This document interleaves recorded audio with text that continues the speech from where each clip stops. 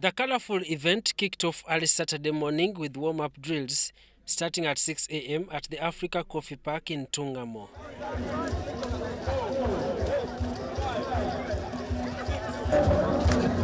The marathon featured 5 race categories, all flagged off by Africa Coffee Park CEO Nelson Tugume. The 42-kilometer race was the longest, stretching from Rushameire Town Council to Ntungamo Town and back.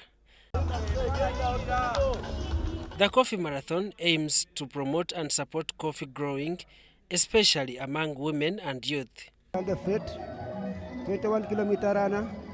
Yeah, the marathon was not easy. It was a bit hectic because it was full of hills where you can reach, like when you want to gain the speed, you find the hill. The course was very hard because it was the hills was very many. Moreover, the last hill was very tough. So I tried my level best to win this marathon. Empower these young children, the youths, and also identifying the talents from the grassroots. Because Western here, I've seen a lot of talents which has been untapped, and I'm very, very happy for that. Thousands turned up to participate in the various races, with Kapchorwa-based athletes winning in all categories and claiming all prizes, totaling 160 million shillings. Marathon was good, but just the problem is there is too much hill. I ran 10 kilometers and I was second position, and I am glad to be that position. In Kapchorwa, we are used to the altitude is somehow high, so here the altitude was low. It was somehow challenging, but it was okay. The marathon has been successfully attended. We've had around, I think, there are around 10,000 people, as you can see. All the races were very, very competitive. I happened to be at the finish point when the 10-kilometer race ended, and there were the first 3 winners were from Kapchorwa. And it really encouraged me and the organizers to see that the marathon has been national in outlook. We've had representatives, we've had runners from across the whole country. The Deputy Speaker of Parliament, Tayebwa, graced the event alongside musician Platnumz and other regional artists from Western Uganda. The guests emphasized Africa's vast potential, urging the youth to adopt a more progressive attitude and outlook. The time is now for the African Renaissance.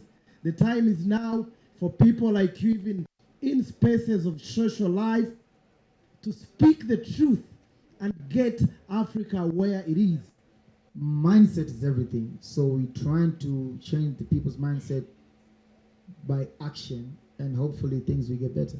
As you know now, things are getting better. If you look up back in the days, maybe if you talk about African music. You all know that we say that music is a universal language, meaning we have been able to connect the entire world basically.